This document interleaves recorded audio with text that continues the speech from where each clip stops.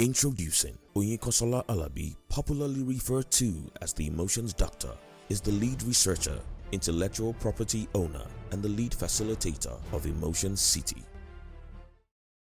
Hello there, it's my pleasure to be here this beautiful day, and it's my pleasure to welcome you to this timeless teaching and this product and this course.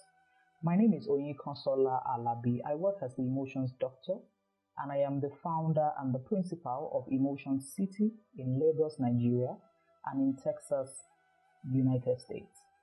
It is my pleasure to be collaborating with a lady that I respect and that I have also learned a lot from, and the face and the voice of digital courses in Africa. So thank you so much, Stephanie Obi, for inviting me and for sharing your platform with me. Once again, if you're listening to me from anywhere in the world, it is my pleasure to be here today and to be hosting you. Thank you most especially for sharing your life with me. Today's course is titled the Money Mindset Makeover Course. Money Mindset Makeover Course, especially for course creators. And I'll be talking about what I have observed in my 17 years cumulative experience as a coach, as a therapist, as a psychologist, as a spiritual leader, otherwise also called a pastor. And what I do for a living is helping emotionally flustered adults to gain emotional stability. And I have proven repeatedly, and research and a whole number of reports have also made us understand a whole lot of things that can inhibit, or a whole lot of things that can disturb your money mindset or your desire to finally have the money that you wish to have, because there's nothing that happens on the external that is not first of all from the internal. So today I will be talking about, I think, 4 or 5 different things that I have been able to articulate and curate on what can disturb you from securing the bag, as we call it in Nigeria.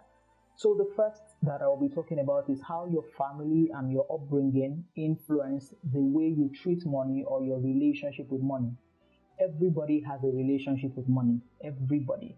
So I'll be talking about that. The second thing I'll be discussing will be how pain influences your money mindset. How pain influences your money mindset. The third thing I'll be talking about is what I call the regression audio.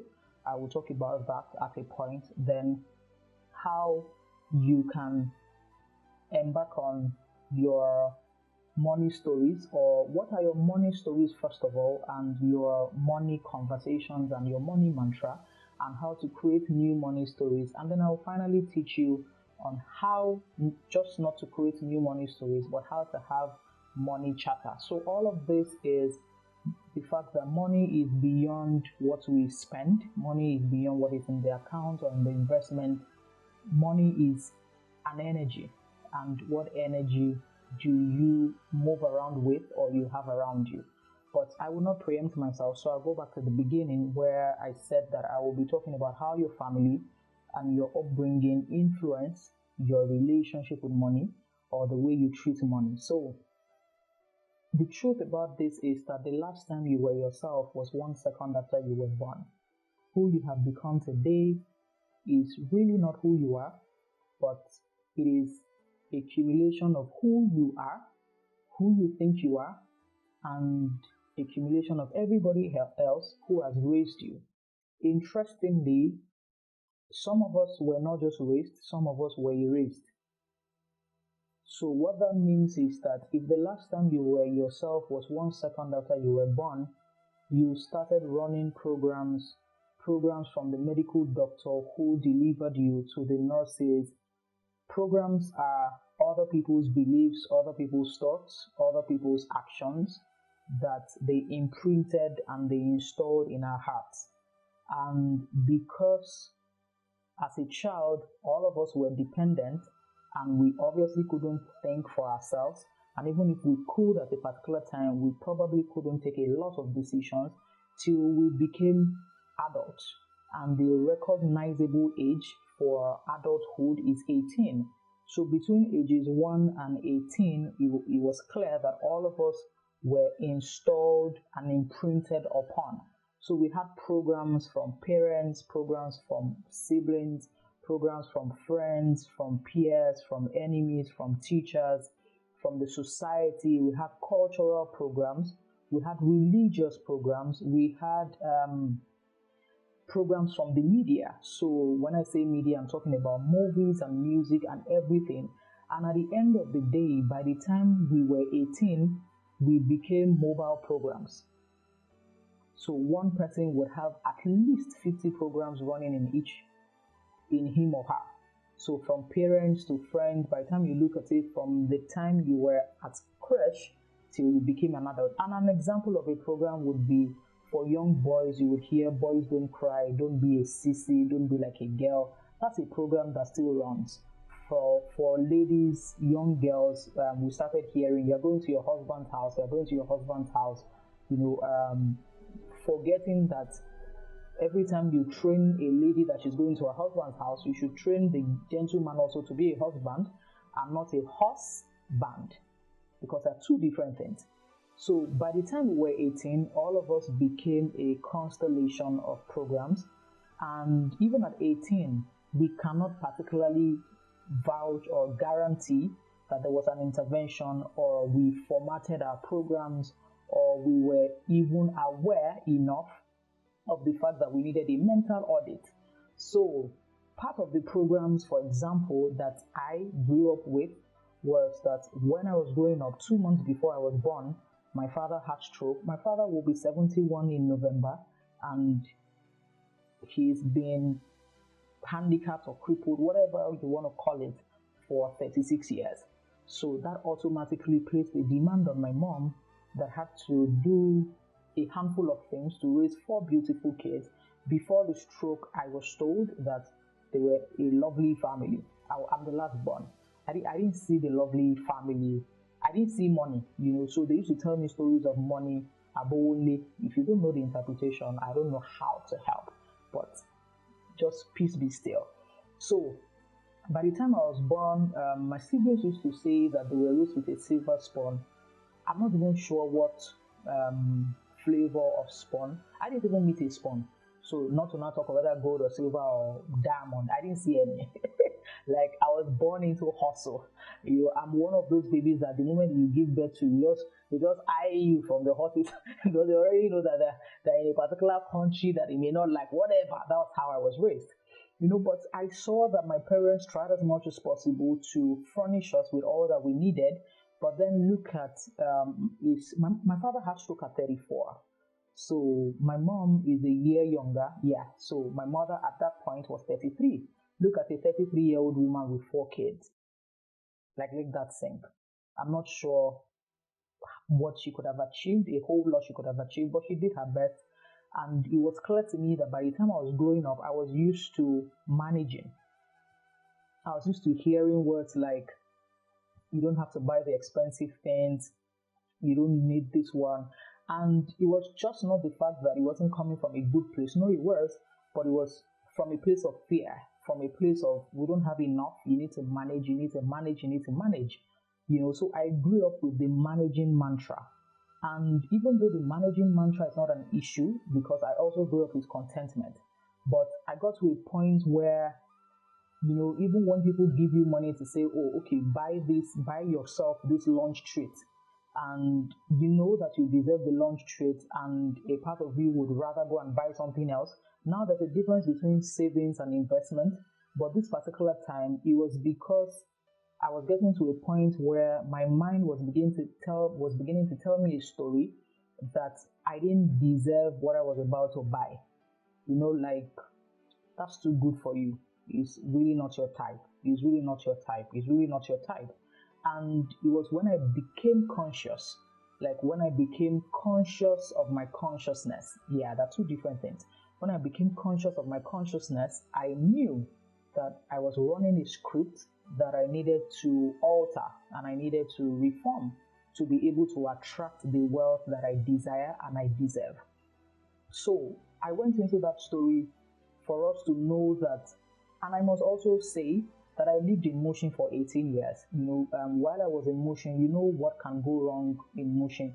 So if you're watching from any part of the country, Mushin is one of the places that you don't desire to live in Lagos, Nigeria, because if you hear Banana Island, Mushin is like the opposite of it. So if you hear luxury, Mushin has nothing to do about luxury.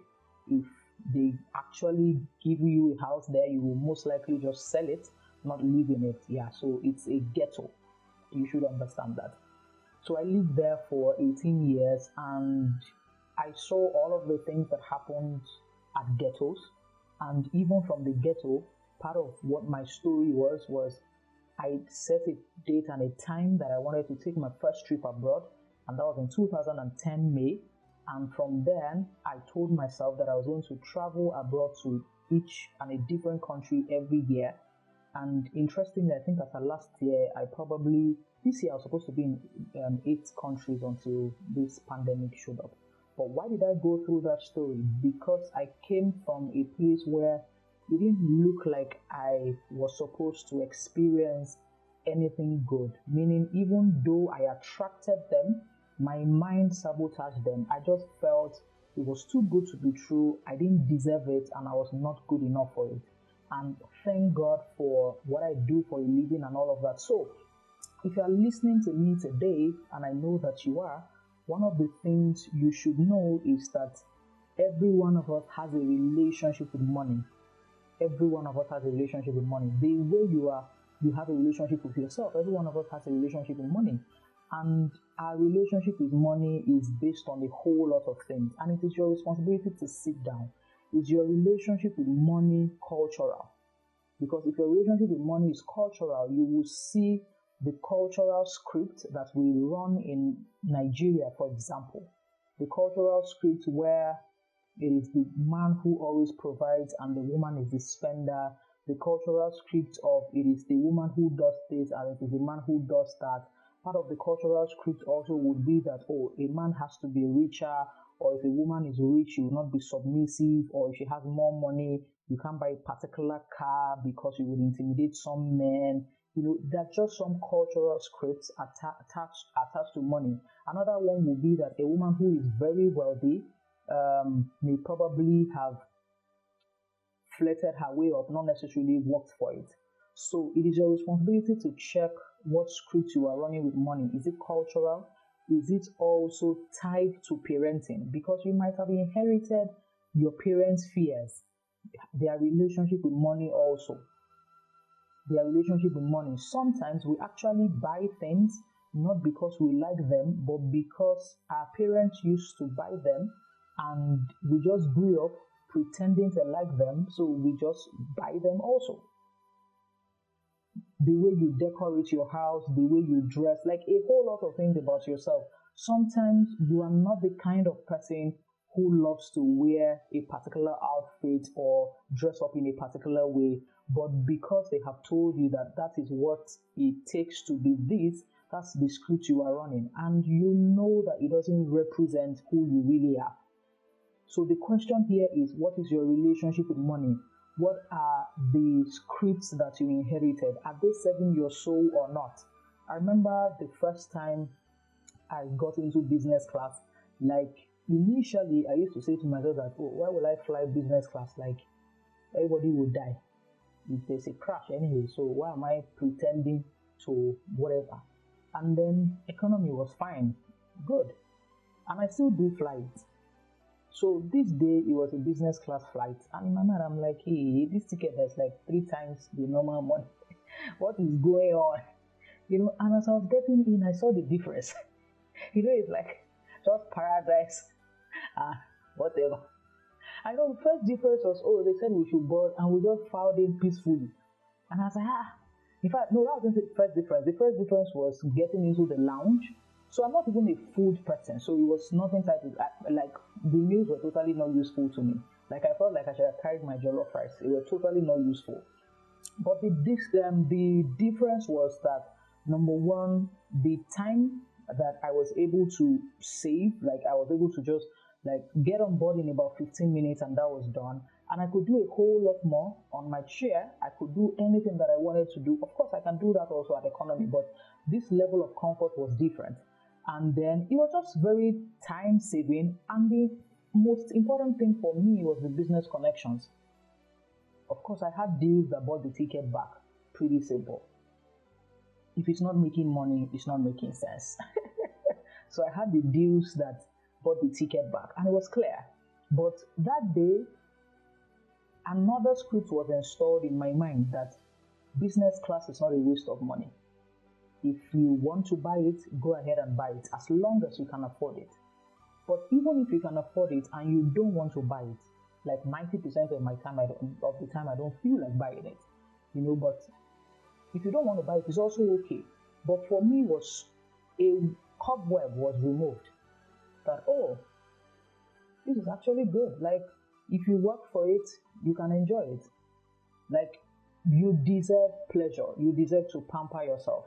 And I remember when I got the ticket, one or two people that I mentioned it to say, no, why you waste money now? Meaning, why are you wasting money? And I knew that was a story because it was tied to waste. Pleasure is not waste. Like, pleasure is not waste. You can take care of yourself in the most expensive space as long as you can afford it and you are not taking out of your investment or whatever. You are taking from the profit tied to your investment. So that's one out of so many examples and so many things that I called my attention to. How you treat money is extremely important, because if you do not think that you are good enough, that you deserve it, there's really nothing. It's the law of attraction. There's really nothing you can do. I have never seen someone who never thought that they could be rich that became rich. If you sabotage yourself, there's nothing anybody, any role model or mentor can help you achieve without your permission. There's nothing. So we need to first of all check our upbringing and how our parents and every voice of instruction that raised us, the stories they passed on to us, because they might not have raised us, they might have erased us. And if you came from the average middle class family in Nigeria, there's a tendency, manage, we don't have enough, and all of those things that they were trying to teach us to be more prudent, which I understand, because usually people have good intentions but bad execution strategy. So it must have come from good places, but are you sure that they are not, you don't have stories that you need to format and troubleshoot? The second thing I need to talk about is how your pain influence your money mindset. So part of this programming also is the fact that some of us went through some level of abuse. It could have been emotional abuse. For example, if your parents were not together when you were being raised and there was some level of tussle at home, and then you needed to deal with siblings, needed to deal with family members, needed to deal with a whole lot of other people. You probably must have gone through emotional abuse, verbal abuse. One that is very destructive, very disturbing is the sexual abuse, whether rape or whatever it is. Whatever level of abuse or pain that you must have gone through, if you are going through life from a place of trauma, it would affect your money stories and your money mindset. And what do I mean? Trauma is the mind's response to a painful scenario. So the response that the mind usually gives to pain is trauma. And we have all gone through trauma. If something has happened, so I'll give you a good example. I remember a particular time, it was last year when I was in my house and there was a heavy rain in Lagos, Nigeria. And while I was in my room, a part of the roof caved in. And quite truthfully, that was the last time I slept soundly in that room. I had to change my space because I just noticed that the tiniest screech on my roof would wake me up. The worst part of it was rainy season. Anytime I hear thunder, I just practically see my roof caving down. And that's not enough. The other part is that I hated the idea that I could die from my sleep. Like just imagine the roof on top. And then I always saw these Ghanaian pallbearers, those ones that they use as men, that you say that, do you want it solemn? I just always saw them. So that was the last time I slept soundly in my room. And the day I finally accepted was one day I was sleeping. My dream was so beautiful. I remember the dream as I'm even talking now. And I just heard blah, blah, blah, blah, thunder. Come and see how I jumped out. That was the day I told myself that I can't be paying rent and still be afflicted. And this is not spiritual. This is my mind's response to a painful scenario. My mind recorded that activity, and the moment my mind recorded the activity, my mind saw that it was unpleasant. So anytime there's a trigger close to that, because my mind has an anchor, the moment he hears the tiniest sound close to the last feedback and the last anchor that he had, he releases the reactions. And as I get the reactions, I disappear. So in emotional intelligence, all that I have said is tied to experiencing what I call amygdala hijack, where a part of your brain is your hard drive that stores everything that happens and has happened before in the past. Let me say something to you today that nobody has the capacity to forget, because your mind was not created to forget. Your mind was created to forgive, not forget. That's why you will see, and forgive and forget is not scriptural, it's nowhere. If it is, you can share with me, but it's not, as I'm here today when I read my Bible, I haven't read today. There's nowhere there that I have seen or I've ever cited forgive and forget. What you can do are three things, which is you can forgive, you can restore, you can reconcile. Forgiveness is the first stage, but you really do not have to reconcile. You can restore, but you don't have to reconcile, meaning you can forgive and still not be friends, but you can be friendly. That's the place of restoration. So when we go through pain, emotional, psychological, sexual, it affects our output, because everything in our life begins with a thought. And like I said, if you think it enough times, you feel it enough times, this will inevitably become your belief. It inevitably becomes your belief. So when you have gone through pain, you no longer approach life through the windows of life. You approach life through the windows of pain. So you no longer relate to life directly. You relate to life from a perspective of pain. And when you do that, it is the fact that it is not your eyes that is sin, but it's the fact that you are relating to it. So let me give you a good example. I have given you a sexual example, but let me save you the stress. But as I'm saying this, because I know that you people are very powerful, I know you know what I'm saying. So imagine trying to get sweet, and then you put the sweet and the paper together, and then you throw it in your mouth. The feeling that you get from tearing up the pack and dropping the sweet in your mouth is different from taking the sweet alongside its wrapper or its package. So what that means is like that pain sometimes is a package for us. So at every point in time, when people say something to you and you have a familiar mind or a familiar thought, a familiar spirit, when I say familiar spirit, it's nothing spiritual, but if you've gone through that before. So let me give you another example. I remember meeting somebody who said to me that he wanted to do his PhD, and then he's always wanted to do a PhD, but he never did. So I remember one day I was having a conversation with him about it, and I was like, oh, that's what's going on in your PhD. He said, oh, you will do it later. And the later had become like 4 years. So after a while, I'm like, guy, do you want to do this thing or not?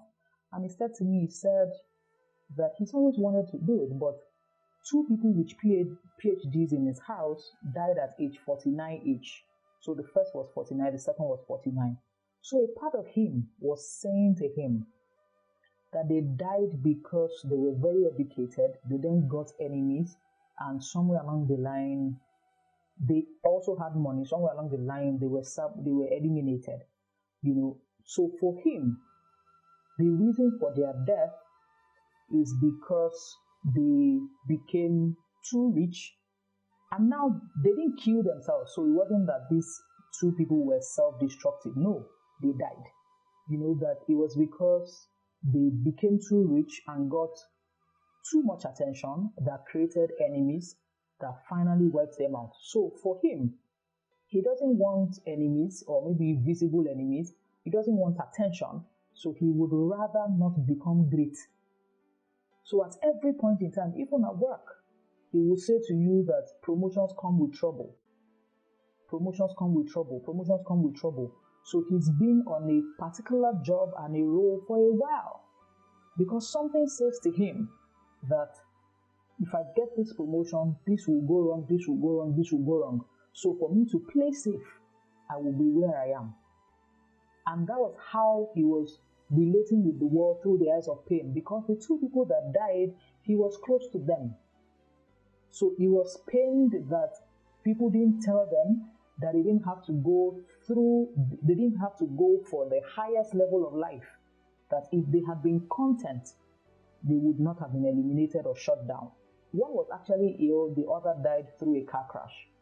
But for him, it was because of their goal and their mission.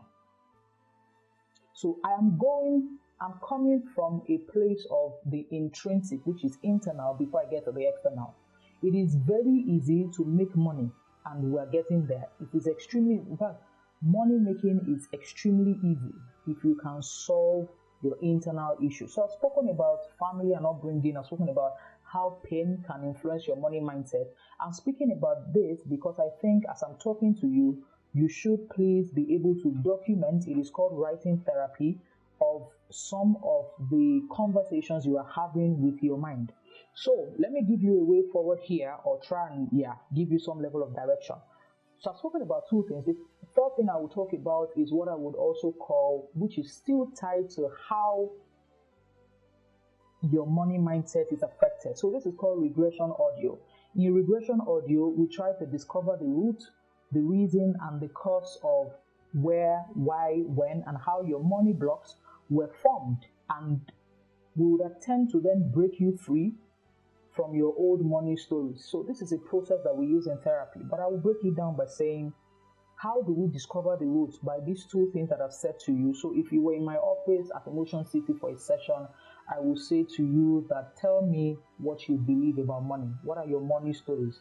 What are your money conversations? What are your money mantras? And as you're writing, I'm writing my own also. So you write your money mantra out, and as you write your money mantra out, I then begin to ask you questions like, okay, so where did you get this mantra from? So which is the cause and effect? Because the mantra is the effect. What is the cause? Who implanted and installed this mantra in your heart? Where did you pick this habit from? It's the same way you are walking by a studio or somewhere where they're playing a song, and then you just heard the song. You didn't go there to dance or listen to the song, but you are back at home and this song is playing in your unconscious. Why? Because your unconscious is a recording machine. It has picked that simple information because you stayed long there. He processed it as a thought. He got emotions from it. Whether it was even empowering lyrics or nothing, your unconscious cannot differentiate. Let me tell you something about your unconscious and your mind. Your mind does not know what is true and what is not true. That's why when you have a bad dream and you wake up suddenly from your dream, your mind does not know whether it was a dream or not. Your mind interprets it as reality. So if you were in my office, the regression audio that we will do is to discover your money stories, your money conversations, your money mantra. And after discovering your money stories, conversations, and mantra, I then begin to ask you questions like causes. Where did you get these things from? And when you got these things from a particular place, why? And then how were these money blocks were formed? And then we begin to then move from the discovery section to the recovery section, which is what I'm about to do. The discovery section to the recovery section. So once you discover your money stories, your money mindset and conversations, then we can begin to plot what I call your money charter. You can begin to plot your money charter. And for each course creator or a content creator, everybody needs to have a money charter. So we're moving from recovery to, was it recovery? No, we're moving from discovery to recovery. So I have taught you how to discover your money stories, money conversations. Now I want to help you create a money charter. Every professional or an entrepreneur should have what I call a money charter. What is a money charter? I will tell you in a minute, but before then, let's have a conversation about what money is. Money is the external physical representation of a particular section of our internal value. Money is the external physical representation. Let me explain that. External physical representation. Representation is present. And present. So money is the external physical. Present. What that means is that you are representing something to yourself. You are representing, meaning there is something that is in existence, but you are representing that existence to yourself. So if we see money as the external physical representation of a particular section of an internal value, what that means is that money is a representation of the internal value that you have and offer. So if money is the representation, my question then is, what is the internal value? Because if you do not think that there's an internal value, there cannot be a representation. I watch Stephanie Obi when I run into her on social media or something, either through videos or her, I'm on her mailing list. Yeah, so she mails, interestingly, by 8 a.m. every morning. Yes, so if you're in Lagos, Nigeria, that's the time that she emails. And you will see somebody who understands her value, and she reminds herself of her value, and she represents at every point in time. So she's not working for money. She has gotten to a point where money is doing her a service. Money is a tool of performance for her. She already knows that this is my value. So at her level, she's not hustling. She's not at the survival stage. She's at the significant stage where she's discussing legacy, what she will be remembered for beyond what she's living for. She's articulating her existence very clearly. This is not somebody who you will say, and interestingly, she's one of the highly paid experts. Why? No matter what is happening in the country or in the world, it doesn't mean that Steph will reduce her price for you. I am one of the word is not expensive, but I'm one of the most premium therapists in Africa. And like I usually say, I am not sorry about it. I'm not sorry, not because I like the price. I don't even think that represents my value, because I look at it and say, let me give you an example. So if I say to you that, for example, I charge 150,000 per session, that's not my fee, but that's what I'm saying here. If I charge 150,000 per session, and then you come into my office and then you say to me 150 is expensive, and I say something to you interesting. If you say 150 is expensive, and then you've had this particular issue you want to deal with for the last 18 years, and I'm saying to you, pay 150,000 naira, I will take away this burden off you in 90 minutes. Would you rather stay with this 18-year pain, or you would rather trade this pain for joy, peace, and happiness? This 18-year pain has cost you, whether you know it or not, several millions, consciously and unconsciously. Every time you cried, every time you wished for something better, every time you lost performance and productivity, it was costing you internally and externally. And I am saying to you, give me 90 minutes of your existence and I would eradicate and solve this problem for you. And you say to me it's expensive. Expensive compared to what? Compared to the pain, compared to the trauma, compared to the issues, compared to the tears. Are you for real? So when an expert is saying this is my fee, which I think that is a gauge for my perceived value, there's nothing really as expensive. Business class was not created for everybody. It was created for networking and comfort. First class, same thing at a higher level. So it is not a matter of, this can happen, this cannot happen. If you want it, go for it. If you don't want it, fantastic, you go where you want. So, money charter comes from you understanding that what I'm about to do is a picture of my perceived value. So, what value do you think you have? What I do for people at every point in time when they get in touch with me is to tell them my benefit. I don't hustle them to buy or not buy. Sometimes I actually suggest to them that you can have all the time that you want. I do not necessarily have to serve you, but if you want immediate results and you want somebody in your corner, there are 8 reasons why people should hire me, and I know all the 8. If this is what you're looking for, this is who I am, and this is what I will give you. But if you have an agenda beyond this, I will take a pass. So to develop your money charter, you must understand that money represents an aspect of your internal value, and your internal value and your relationship with money and wealth has to be compatible. 3 things have to happen for you to draw up a money charter. The first thing is, what do I need money for and why do I need money? I have observed that money usually gets hosted by people who need money beyond themselves. So money resides with people who do not just want to be blessed, but they want to be a blessing. People who have a vision that is larger than them. It is okay to want to pamper and spoil yourself. I said that before. But money is deeper than that. Money has depth.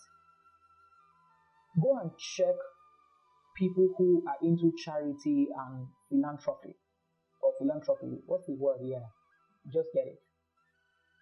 Their relationship with money is larger than who they are. So yes, they are working hard. Yes, they are doing all of this. But they know that they have a desire to eradicate the world of poverty, eradicate the world of a lot of things. They want to contribute. Go and check all of the billionaires and their charity package. These ones are not people who will just have money and frustrate. Go and check the humans who have money and use it to oppress and frustrate other human beings because God hates injustice. Go and check their history. After a while, they evaporate. I shouldn't mention them in Nigeria. You should know some. In your country, you should know some. If you have money and what is at the back of your mind is pepper them and oppression, be rest assured there's an expiry date for that money. Money does not stay with those kind of people. Go and look at it, write the names down and begin to check when money left them. So the first question is, what do you need money for and why do you need the money? What? The second question in your money charter is, what is your responsibility? So the first one is about clarification. What exactly do I need money for and why? The second is your responsibility. What is your responsibility to get this money or in attracting this money? What that means is that what products and services are you going to sell or curate or develop, what content? Then the last question is, if I encounter or when I encounter challenges, how will I resolve them? So the first is clarifying your vision. The second is your responsibility towards your vision. The third is your money resolution skills, maybe conflict resolution skills also, because issues will show up that would want to affect your vision and also affect your responsibility. But then, how would you resolve these issues? So when issues show up, how will I resolve it? Who is the executive coach I'm going to go and talk to? Who is the therapist? Who can be in my corner at this particular time? So your money charter, I have told you 3 things to do, but before you can arrive there, you must first of all visit your money conversations, your money stories, your money mantra, what exactly is going on in your mind, because nothing can manifest externally without an internal manifestation. I hope this has been useful to you. Thank you so much for sharing your life with myself and Stephanie Obi, the African Queen of online courses. Thank you, Stephanie. I appreciate you. My name once again is Oyinkansola Alabi. I work as the Emotions Doctor. Thank you. Thank you for listening to this timeless teaching. For bookings or details on the Emotion City, please visit www.emotioncity.com.